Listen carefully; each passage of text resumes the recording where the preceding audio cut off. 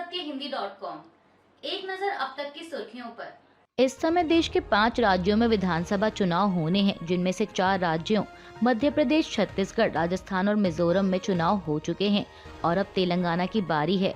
बता दें कि आज 30 नवंबर गुरुवार को तेलंगाना की सभी 119 सदस्यीय विधानसभा सीटों के लिए वोटिंग हो रही है, जो कि शाम 5 बजे तक चलेगी।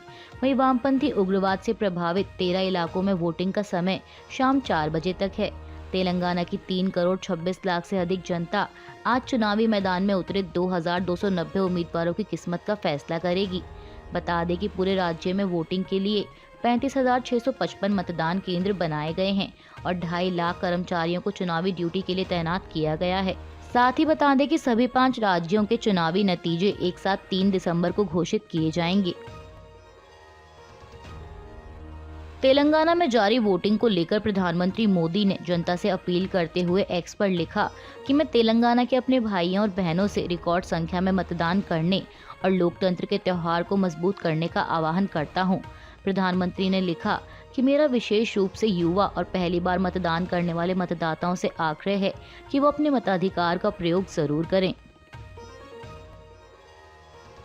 साल 2023 में संसद का शीतकालीन सत्र 4 दिसंबर से शुरू हो रहा है। इस बीच सत्र के शुरू होने से पहले 2 दिसंबर को सर्वदलीय बैठक बुलाई गई है। संसद के इस शीतकालीन सत्र को वर्तमान लोकसभा का अंतिम सत्र बताते हुए केंद्रीय मंत्री प्रहलाद जोशी ने विपक्ष से अपील की कि वह इस चर्चा में शामिल हों और अपना सहयोग दें। केंद्रीय मंत्री ने कल बुधवार को पत्रकारों से बातचीत के दौरान कहा कि संसद का आगामी शीतकालीन सत्र 4 दिसंबर से शुरू हो रहा है और सरकार ने 2 दिसंबर को सर्वदलीय बैठक बुलाई है। उन्होंने कहा कि सरकार ने फिलहाल सत्र के लिए 24 विधेयकों को तय किया है और आने वाले 1-2 दिनों में इसकी सूची को फाइनल कर लिया जाएगा, जिसके बाद सरकार सर्वदलीय बैठक में सभी दलों को इसके बारे में जानकारी देगी। बीते दिनों खबर सामने आई थी कि अमेरिका ने खालिस्तानी अलगाववादी गुरपतवंत सिंह पन्नू की हत्या की साजिश को नाकाम कर दिया था और मामले को लेकर भारत के समक्ष चिंता जताई थी कि शायद भारत सरकार को इस साजिश की जानकारी हो सकती है। वहीं भारत की ओर से कहा गया था कि इस मामले को गंभीरता से लिया गया है। इस बीच खबर है कि अमेरिका ने एक बार फिर मामले को लेकर नया दावा किया है। मीडिया रिपोर्ट्स के मुताबिक अमेरिकी न्याय विभाग ने एक बयान जारी कर कहा कि सिख अलगाववादी गुरपतवंत सिंह पन्नू की हत्या की नाकाम साजिश भारत से रची गई थी। अमेरिकी अटॉर्नी ऑफिस ने भारत सरकार के कर्मचारी पर सिख अलगाववादी की हत्या की साजिश में शामिल होने का आरोप लगाया है।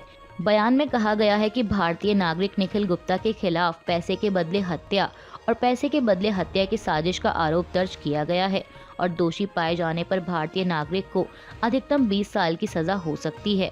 बता दें कि इससे पहले भारत ने कहा था कि उसे मामले को लेकर अमेरिका से कुछ इनपुट मिले हैं और वे इनपुट के मुताबिक जांच के लिए तैयार है, क्योंकि जो इनपुट मिले हैं वो कानूनी रूप से पेश करने योग्य हैं।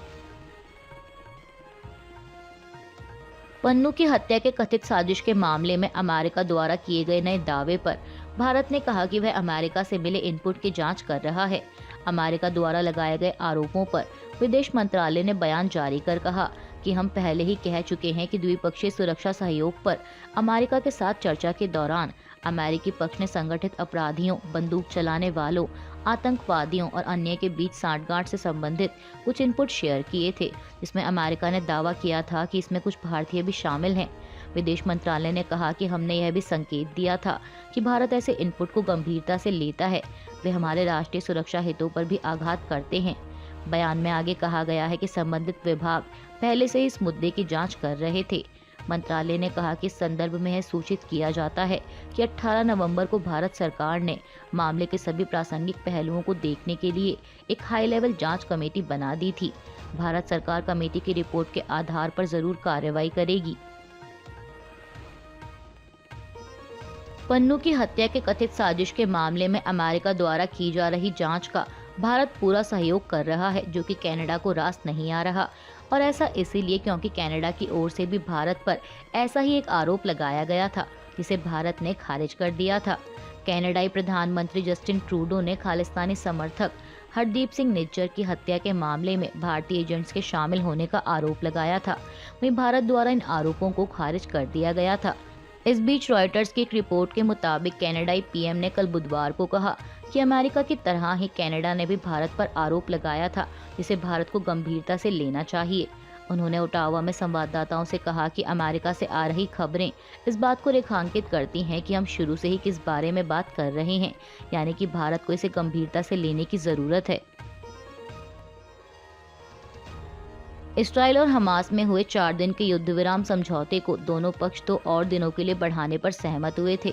ऐसे में युद्ध विराम के छठे और आखिरी दिन यानी कल बुधवार को हमास ने 14 और बंधकों को रिहा किया, जिसमें 10 इस्राएली महिलाएं और बच्चे और 4 थाई नागरिक शामिल हैं।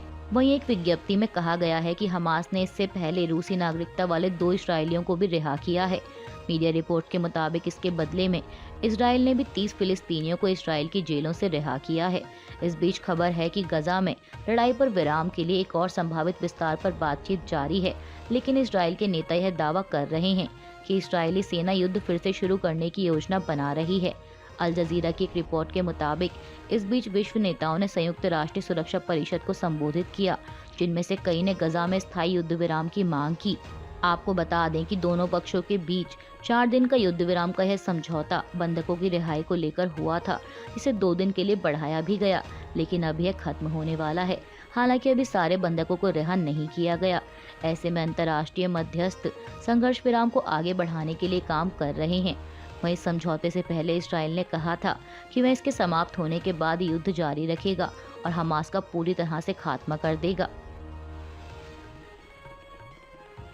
इसराइल हमास में जारी युद्ध विराम समझौते के बीच संयुक्त राष्ट्र महासभा में एक महत्वपूर्ण प्रस्ताव पारित किया गया, जिसका भारत ने भी समर्थन किया है। मीडिया रिपोर्ट्स के मुताबिक इस प्रस्ताव में मांग की गई है कि इजराइल अपने कब्जे वाले गोलान हाइट से हट जाए और कब्जा छोड़ दे। बता दें कि यह वह क्षेत्र है जिसे यहूदी राष्ट्र इजराइल ने 1967 के 6 दिन के युद्ध में सीरिया से कब्जा लिया था। समाचार एजेंसी IANS की एक रिपोर्ट के मुताबिक 193 सदस्य संयुक्त महासभा में फिलिस्तीनी समर्थन में लाए गए इस प्रस्ताव के पक्ष में दुनिया भर के 91 देशों ने मतदान किया, जिसमें भारत भी शामिल रहा।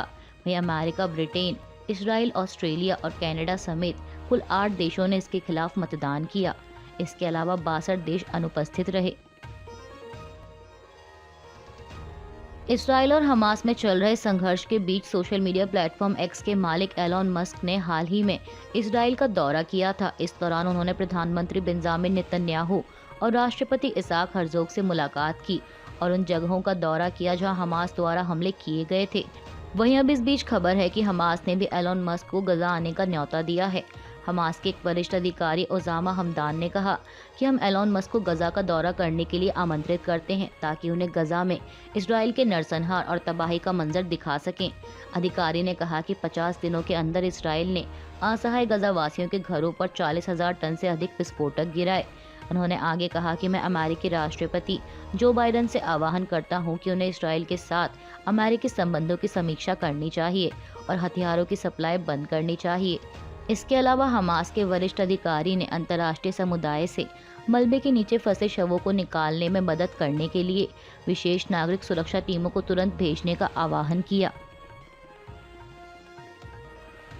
अमेरिका के पूर्व विदेश मंत्री हेनरी किसिंजर का कल बुधवार को 100 वर्ष की आयु में निधन हो गया। बता दें कि हेनरी किसिंजर एक विवादास्पद नोबेल शांति पुरस्कार विजेता, अपने वक्त में राजनयिक तौर पर एक बड़ी ताकत माने जाते थे। 2 राष्ट्रपतियों के कार्यकाल के दौरान उन्होंने अमेरिकी विदेश नीति पर एक अमिट छाप छोड़ी। किसिंजर उम्र के इस पड़ाव पर भी सक्रिय थे और वह लगातार व्हाइट हाउस में बैठकों में हिस्सा लेते रहे। अभी के लिए बस इतना ही। बाकी की खबरों के लिए जुड़े रहिए सत्यहिंदी.com के साथ।